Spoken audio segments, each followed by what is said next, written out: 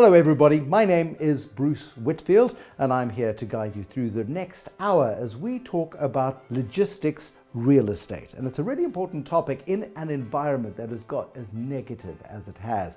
South Africa is in a particularly perilous space right now. We are worried about the economy which is going to contract between 7 and 10% this year and take people who are already on the brink of financial disaster and tip them over the edge in a country which really doesn't have too many safety nets, and that is a real concern. Let's face it, I mean, this is deadly serious stuff, and it's taken the little bit of confidence that you might have had at the beginning of 2020, and it has shattered it completely, and that is perfectly understandable. But let's focus on the opportunity set that exists in South Africa. I'm going to talk to you in a little while all about chaos and uncertainty and the huge opportunity it breeds in South Africa, based largely on the thoughts that came out of my book, subtly presented behind you as the upside of down. I'll introduce you in a moment to Stephen Brown, who is Chief Executive of Fortress REIT, as well as a whole plethora of phenomenal speakers today from around the world when it comes to logistics and real estate. Critical discussion in the next hour. It's been specially packaged for you in a really nice tight format. So get a pen, get a piece of paper, get your keyboard out, make notes, because this is going to happen really fast. Stephen Brown, over to you. Thanks so much, Bruce. I'm Stephen Brown from Fortress. The objective of this event is to give participants insight into the drivers behind the growth in e-commerce and online retail, and also something that we're very involved in, which is logistics real estate. We can expect from the upcoming panel discussion insights from industry leaders at the coalface of logistics real estate and e-commerce.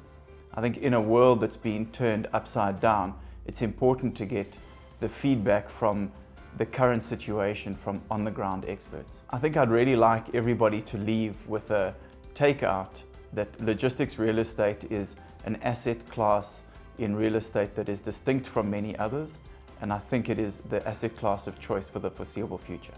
Logistics is exciting right now because there is a massive growing global trend towards e-commerce and online retailing. I think that trend was going to happen anyway, but with the pandemic and the lockdowns, it's really accelerated it and it's really brought it forward. And that's exciting for us because we own some of the best logistics parks in the country, and that gives us the runway to provide the stock that the e-commerce and online retailers require. Global logistics trends in South Africa we do see are a little bit behind the likes of the United Kingdom, Western Europe, and to a certain degree Eastern Europe and certainly the US.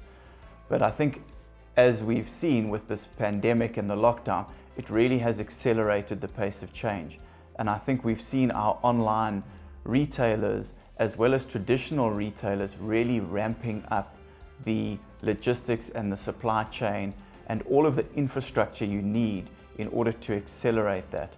So although we are slightly behind, I think we are catching up rapidly, and we've seen that the retailers are now spending a lot more in that online infrastructure to give them the backbone to roll out an omni-channel experience for the customer. I think some of the opportunities and what we've seen coming out of the lockdown is that a lot of the online retailers who were struggling to get scale have suddenly reached scale almost overnight.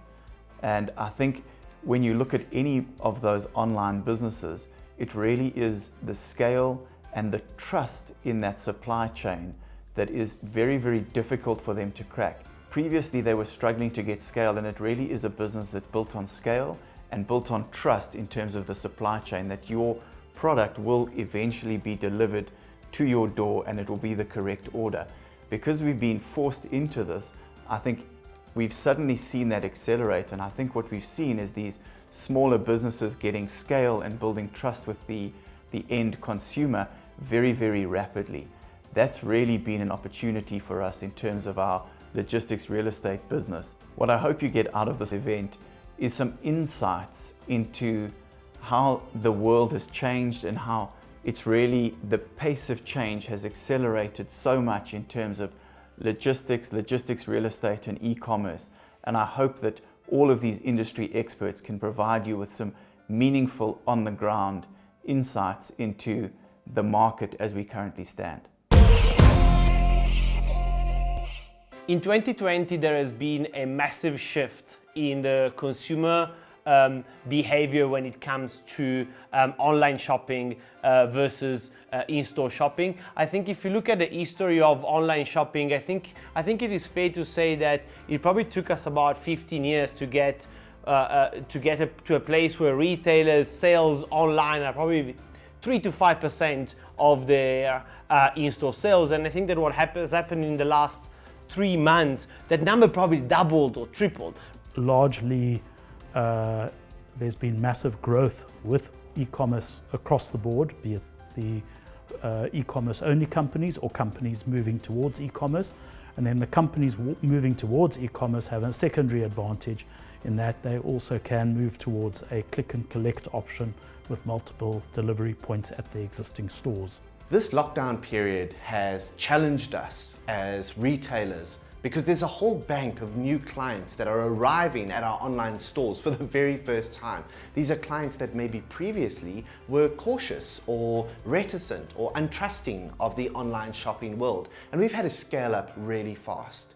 There are invariably those who argue, well, how can we see a logistics sector growing in an economy that is performing relatively badly? And it comes back to the point.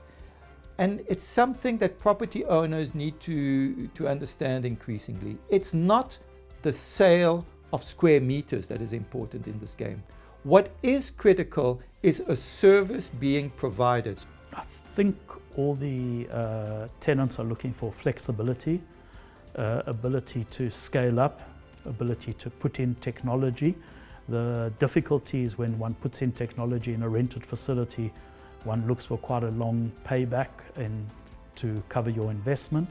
If we have a look at capitalization rates or cap rates, the logistics sector, yes, has shown significant capital growth and prospects, and all of that is reflected in a cap rate. So those cap rates are stronger than many of the other sectors in the commercial property market at the moment. But I think there are two important issues again to look at.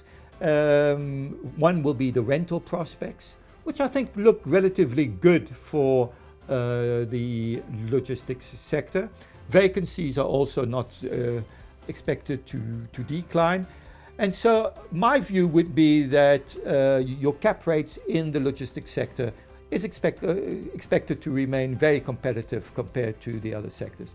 But low cap rates come with high prices, and that's the trade-off that one will need to find at a particular point. What does the future of e-commerce and online shopping look like? What does the next 5 to 10 years of change present us with in terms of opportunities? Well, I think that the key focus for us has to be on convergence.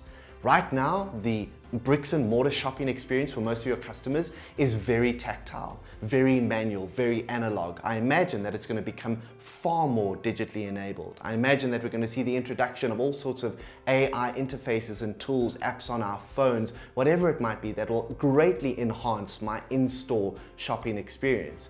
But similarly, the digital experience, the e-commerce experience, will become far more tactile. I imagine that we'll be able to use these technologies to imagine ourselves in that real world space, just using the interface of augmented reality and similarly AI technologies and the like. Ultimately, the future of e-commerce is that we don't think about it as e-commerce anymore. Whether it's real world shopping or online shopping, we're just going to be thinking about shopping. And I also think that from a working from home perspective, I think this is a great opportunity to give people the opportunity to work from an environment that that is more comfortable for them, to not have to travel long distances or long hours to go to the office. So I think we're gonna ultimately look back at this period in a few years and realize that what this had fast-tracked an industry that where a lot of people like me have been working on to get to this for a very long time, would have allowed us to start working from home in an efficient way and in a way that makes ultimately people happier, and also that I think from a people's management perspective really forces leaders to focus on results as opposed to how many hours you spend at your desk.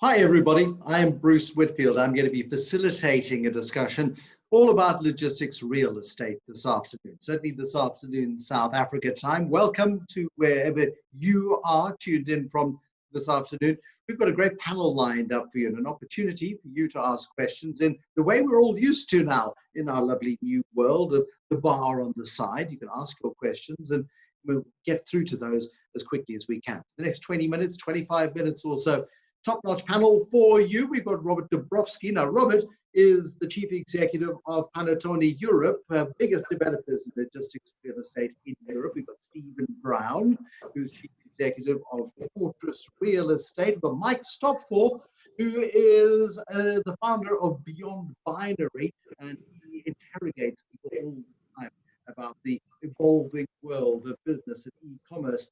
And then Phil Marais, the head for Africa and Brazil supply chain. On. Let's go around the table quickly, our virtual table this afternoon, and let us talk to, I think, Steve Brown first. Steve, you kick off, if you would, in terms of logistics real estate. Just give us a 30-second scene, if you would. Thanks, Bruce. Yeah, I think we've seen a huge change, especially driven by this pandemic. I think it's accelerated everything. We've got a couple of other portfolios. We've got some rural retail, and what we've seen during this crisis is the resilience of it, and we're still fielding a lot of inquiries actually to fill that space. I mean, the vacancies are sitting in the low single digits. So I think it's something that's really on the radar. It's been on our radar for a while, and I think it's picking up a lot of momentum in South Africa as well as globally. Great, let's go and get a global picture then. Robert Dobrzycki, your 30 seconds start now. Yes, obviously, I mean, we all knew that e-commerce is going to drive our business going forward for quite some time, but obviously pandemic has accelerated the processes. And I mean, this year, despite COVID, our business is doing better in terms of new demand for space and new development starts. So it is a better year than last year, despite COVID. So despite all the challenges to execute, we still experience a better time than before COVID. It's nice to hear people with good stories to tell. Phil Marais, I hope you can build on that.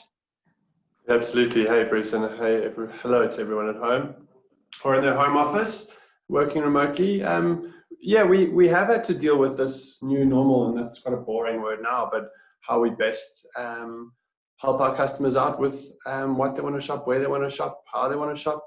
And that's been a nice change for us to deal with. And given everything else that's going on in the world, to have the problems that we have at the moment in terms of increasing order volumes, and whilst dealing with a softer bricks and mortar rate, still being able to keep customers happy and buying what they would like to be buying.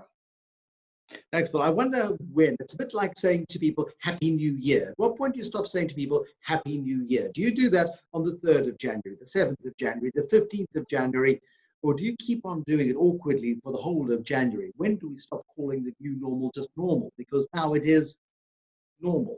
Anyway, we'll work that one out on another day. Mike Stopforth, your 30 seconds. Yeah, Bruce, I mean, we know running businesses that change is an inevitability, but it's what's remarkable at the moment is just the rate of change that we're being subjected to. And I think what's so interesting is to examine which organizations and specifically which retailers were well positioned to take advantage of the changing landscape and yet really struggled to, and why. And then similarly, which retailers probably should have been poorly affected or even decimated by this experience and have adapted really well. And there's characteristics shared by those organizations which are really interesting to unpack. I hope we'll speak about those during the course of today. Your instruction is my command. I've got that. Thank you. I've got that very much. Robert, let's kick off with you. Earlier on, Stephen was alluding to Europe and how you guys are world leaders. Just give me a sense of the changes you've had to do, how you've had to adapt your future plan. Yeah, it's obviously in Europe, I mean, that the e-commerce is pretty active for quite some time, and I mean, our business to serve customers, we were always trying to respond to the needs, but this rapid demand push that we had over the last several months was obviously something we haven't seen before. And at the same time, people were in the lockdown, so execution was obviously harder, and the financial world was a bit in chaos. So it was a quite challenging time, but it was clear that this is the kind of a transitional period for us as a business, and that we are at the beginning of a big change that will stay here. So all our European offices were trying to respond to the obviously short-term demand initially, then we were obviously under the push of big e-commerce players to place new developments to cope with what they see on the ground, and how quickly they have to readjust to the new world. So being a development company, I mean, it's not easy to adjust with the development volumes quite quickly, but this is what we feel is going to be kind of a theme going forward. In all the European markets where there is a consumption, you have to build new kind of a retail from scratch. So we feel like Western Europe and Europe generally, even if it's pretty matured development-wise, it was matured, but it's not anymore, because obviously you need to build a new supply chain and retail from scratch. And we are at the beginning of building out European retail once again. So this is obviously quite exciting, quite challenging, but I mean, feels like there's we're at the beginning of this story, and we need to kind of learn how to quickly adjust to the new volumes, and this is also the moment where investor world, banking world needs to kind of readjust too, and see how the change is coming, and support kind of a new wave of business, which is obviously rather on the e-commerce side than traditional retail. The same with our clients, which some of them are pure e-commerce, some of them are mixed, and some of them are just traditional retailers. So obviously different level of problems each of them is having, but we are serving, for instance, one big US giant right now in Europe, and obviously we can't serve them fast enough right now, and they're just focused on e-commerce, and we are starting to be afraid that we will be just working for them, because they are expanding so quick. How are you making decisions in a time of such enormous change? How are you making decisions on building new sites, acquiring new sites, creating new infrastructure in an environment that Mike says is changing fast and is likely to keep on changing faster and faster until we get to whatever the term new normal is? Obviously, we listen to our customers, and we follow them. At the same time, while you follow them on a build-to-suit basis, on a kind of a tailor-made kind of a solution basis, you learn where they want to be. And obviously, on top of it, you build other facilities that could serve other customers. So you learn with the e-commerce giants how they look at the world, and you try to kind of serve them and others potentially if they come, but obviously you follow the customer. That's the only way you can learn where to build, and clearly it's where the consumption is. But at the same time, with consumption, you need to have availability of labor, which for e-commerce businesses, e-commerce facilities are much more kind of labor-intensive facilities. So you need to meet these two worlds. And sometimes you have a large consumer base, but not a lot of labor. So in Europe, obviously, Europe is obviously a lot of countries, but you have to look through the borders, where you locate yourself close to the customer base, consumer base, but also where there is labor. So you have, for instance, Germany, Poland, and German-Polish border, where you have consumer base in Germany and labor in Poland. So this border is pretty attractive, obviously. The same you have between Spain and France. You have obviously quite good labor on the Spanish side, and obviously high consumption on the French side. So this is also interesting border. So you have to look through the borders a bit in Europe rather than countries. But yeah, I mean, you mainly follow the customer, and this is how you learn. And I'm not inventing it. I'm just following the customers. That's great. Thank you, Robert, very much indeed. Stephen Brown, to you, I mean, where Robert's got those enormous opportunities and those cross-border opportunities and the huge challenges and excitement that brings, in South Africa, we've got a far more staid e-commerce market. But what we have seen, and every e-retailer that I've been speaking to over the last couple of months has been telling me that they sort of are where they thought they'd be in 2025, 26, and it happened really quickly, and they are massively playing catch up. I mean, have you been able to benefit from this rapid change that has happened even domestically? Yeah, Bruce, I think, there are long lead times to roll out these physical products. And I think the one thing that we saw, as Robert alluded to, is suddenly, during the pandemic and the crisis and the hard lockdown, we saw a massive demand for overflow space. We actually signed 3 interesting deals in the middle of lockdown, which was one to a Netflix production company, one to Takealot, and then we sold some land to a data center, which, I think I don't need to say anymore. It kind of describes what exactly was going on in the economy. But I think it does take a long time for especially the retailers, I mean, Phil's on the line like Cotton On, to actually make that transition and to really get their plans in place. And as Robert correctly said, we aren't inventing e-commerce. We are just providing some of the infrastructure. So we are a bit of a follower. We have seen demand pick up as people, started to emerge from their house arrest and started to actually get back to business. I think we've seen demand certainly pick up on our inquiries. Our vacancies are in the low single digits in the logistics space. So there's definitely a lot of interest. And I think in SA, we see globally and in Europe, driven by the likes of Amazon.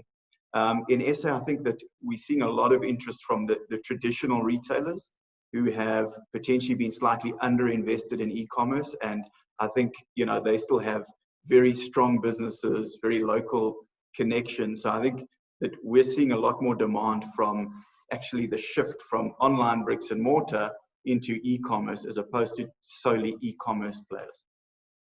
South Africa is a very different market. I mean, we are kind of more rats and we are addicted to our ways of operating. It's going to take us possibly a lot longer to break out of those traditions. Even with COVID, people, have been trapped in their houses and in small spaces for an awfully long time, use it as an excuse to get out. Do you see this, though, as a fundamental shifting point? I'm not going to use the word pivot, but is this the pivot point for South Africa? Is this the thing that e-commerce needed? Was this still the crisis that is actually going to be the catalyst of a fundamental shift, in your opinion, of the way in which we do business?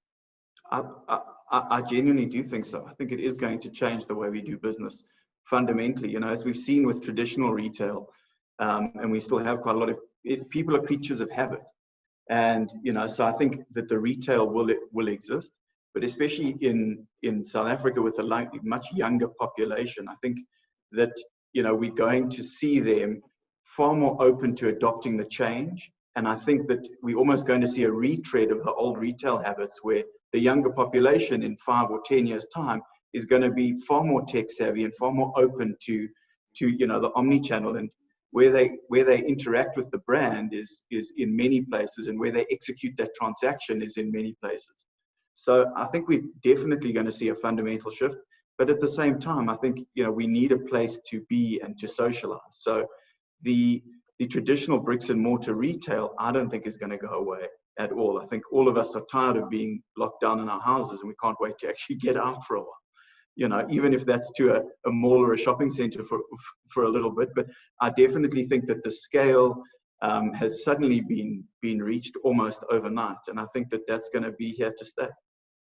I mean, I've never been a fan of the shopping mall myself, but I had to venture into one the other day, and it was just like I've arrived in some kind of cathedral of freedom and joy and choice and happiness again. But yes, it didn't last long. On to you, Phil Marais. I mean, Cotton On's roots are in Australia, and we're not going to hold that against them, not immediately anyway. But the logistics of running a global distribution from Australia, where supply chains have been broken, and stretched and challenged. I mean, Chinese supply chains did break for a bit, and I think things have opened up quite nicely. Just paint a picture for me. Yeah, it was interesting for us. So we were lucky or unlucky in the sense to get the later end of that curve of COVID. So we had a couple of markets in our portfolio that had sort of dealt with already the first wave. So the countries in the east, so Singapore, Hong Kong, had already felt the wave of what COVID could do and malls being shut down. So we sort of had a version of a blueprint that we were able to execute and then control the flow of stock, then knowing that we would be, everything would close down for a period of time. You could never tell how far it was or what the effect would be. But we were lucky in the sense that we didn't have the gluts of stock that we couldn't stock, which I think a lot of retailers have definitely felt. If you go around malls now and look at the product that's being sold, I don't think I can have another jumper, right? Or another fleece or another big jacket. And a lot of people have had to be dealing with that, and you deal with it in, there's certain methods to get out of it. Luckily, we haven't felt the huge effects of that. And because, again, we'd had some test cases overseas, we were then able to prep ourselves as well as we could with that really short notice, so 23rd of March or whatever it was. And we had a month to sort of prepare for it almost. We knew it was on the horizon. We didn't know the scale of it. And that enabled us to be in a good position when level 5 eased a little bit, which made our transition into this period. Like Mike said earlier, there were different companies in different positions. We were positioned as well as I think we could have been going into it. But this idea that the demand for really state-of-the-art logistics is really the future, because in a more omni-channel world, certainly in this market, a more omni-channel world, we are going to have to change the way we distribute. I mean, we saw, for example, the great success, and I hope I don't get into trouble for naming names and companies and brands and things here, but ShopRite stole a march on South Africa because it got its distribution right before everybody else did, and the rest had to play catch-up. There is a huge strategic advantage in getting your logistics absolutely right. There is, and we're in as I say, in a position now where we get to not come off a very low base. So we're in a good position now, and then strategically look at what our footprint looks like for the next little while when this omnichannel world is here. And we need to adapt well to keep our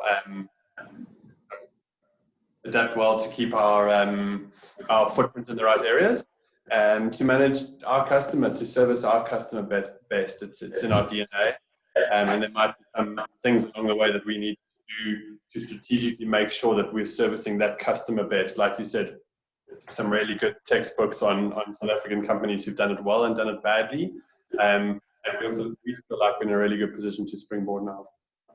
Does it change the retail strategy for Cotton On? I mean, Cotton On was, one day it wasn't there. The next day it was there and it was everywhere. I mean, it was one of the most incredible retail rollouts that we'd seen in South Africa. It was speedy. There was a huge mall grab in the early days of Cotton On. Does that change in this new world? I don't think it does. I think certainly the amount of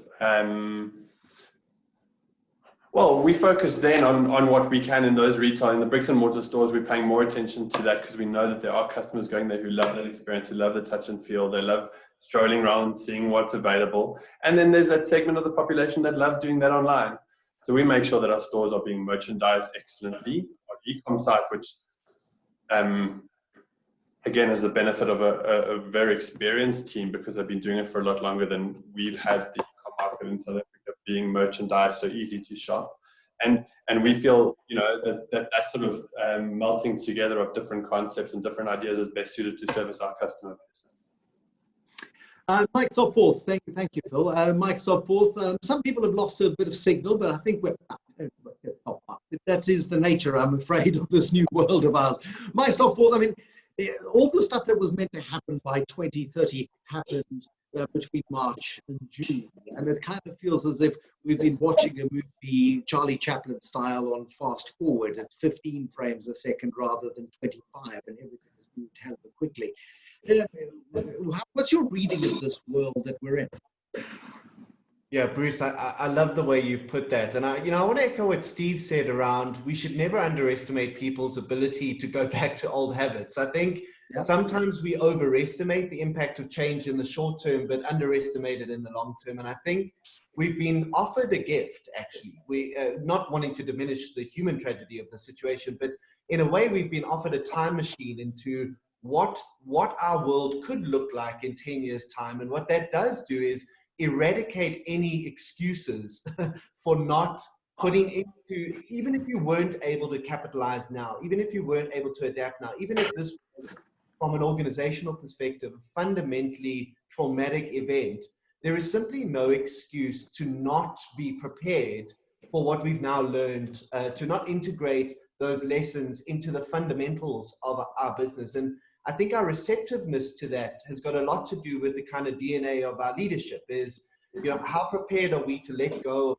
things that we've assumed to be true about the past, and how prepared are we to let go of legacy, kind of the way we've always done things, thinking, a good friend of mine speaks about innovation being letting go of old things rather than trying to do new things. And, in many ways, I think what we've realized organizations are doing is whether it's about redesigning their real world or bricks or mortar experience or repurposing their e-commerce strategy or accelerating it, everybody's just trying to minimize making their complexity the customer's problem.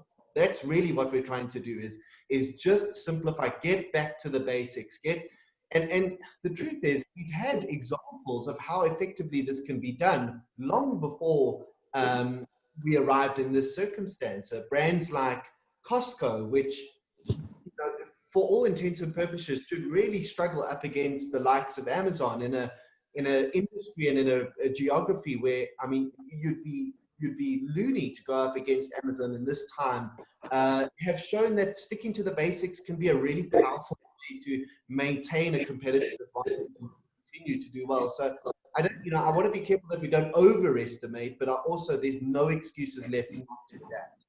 I mean, we're so keen to get back to our bad habits. We want to go out. I don't smoke, but I want to smoke a cigarette. I want to go to a shop. I want to buy a box of cigarettes, and I want to light one just because I'll be allowed to.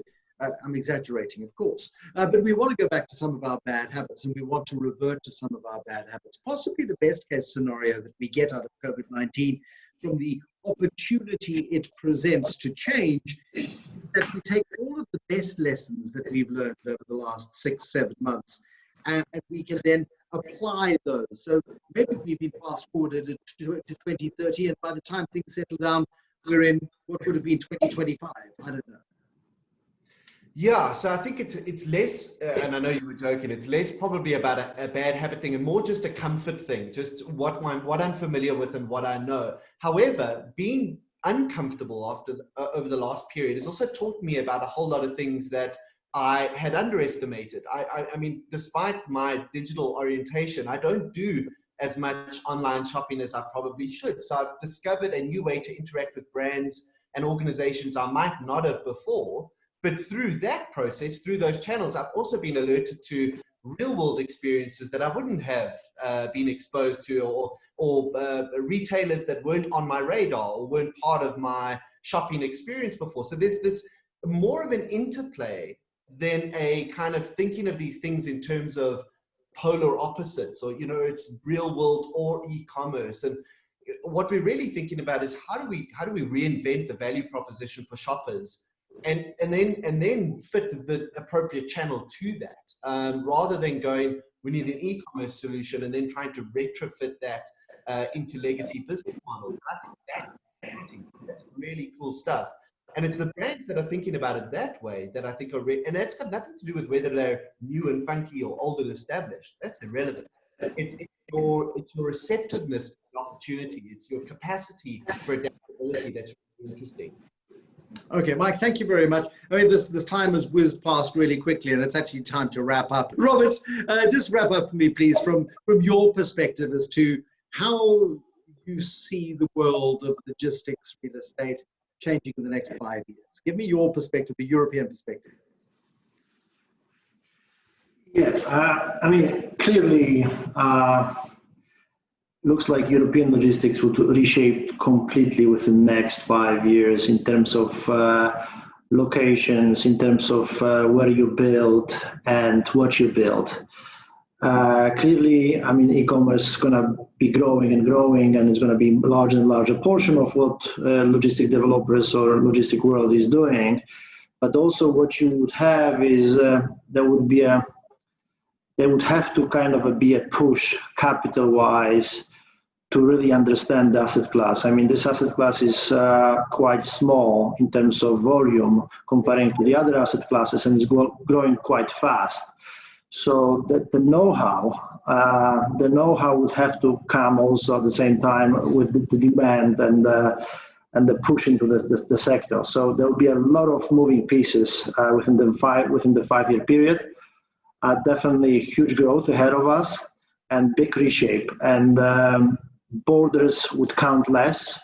And you have to then look through the borders, also debt and equity side, and you have to follow the demand.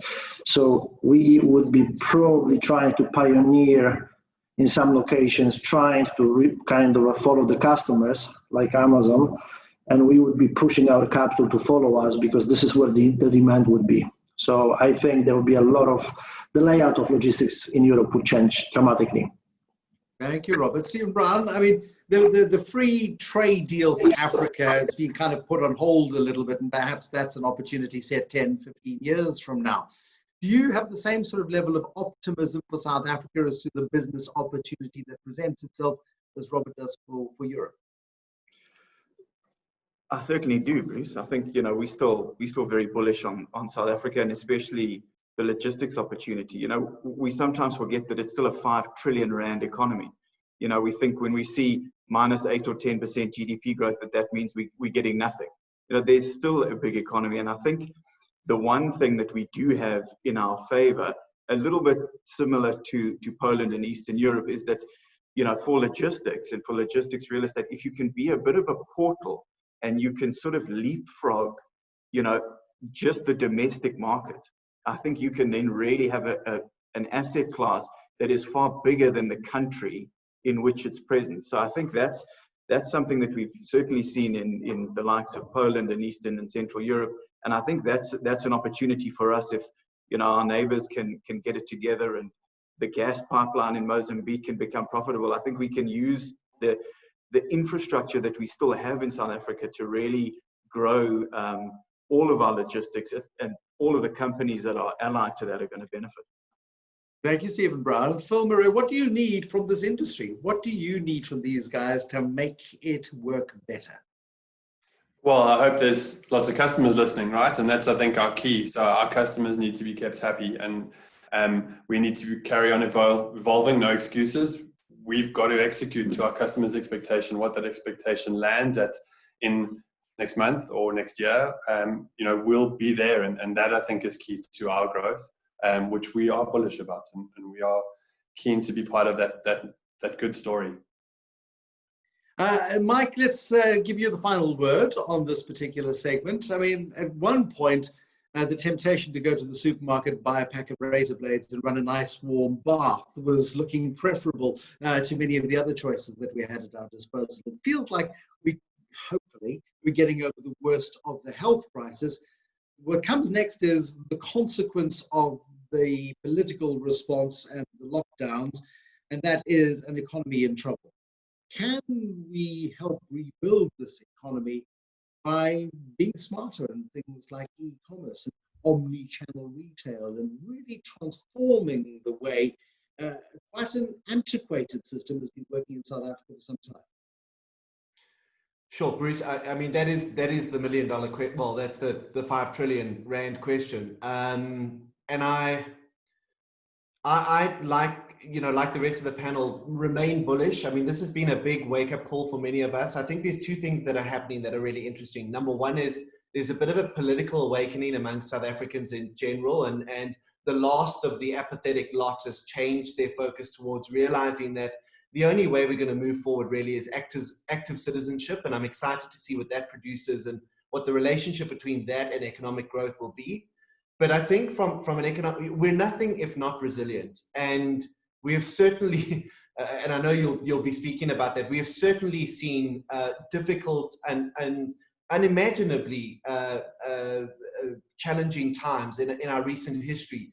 And there's just something about this place that makes us bounce back and bounce back hard. And I hope, somebody said to me or reminded me the other day, it is never ever as bad as we think it's going to be, but it's also never as good as we think it's going to be. And I hope that to continue to be true, that somewhere in the middle, we can make sense and reason and bounce back really well as a team, because nobody else is going to do it for us, right? We've realized that we can't necessarily rely on our politicians and institutions. It's going to be us. It's going to be you and me. The biggest understatement of the day so far. We can't necessarily rely on our politicians. Mike Stopforth, thank you very much. Robert Dobrzycki, thank you very much. Stephen Brown, thank you. Phil Marais, thank you. In a moment, a perspective that has been teed up so nicely by our panelists today. That's coming up now.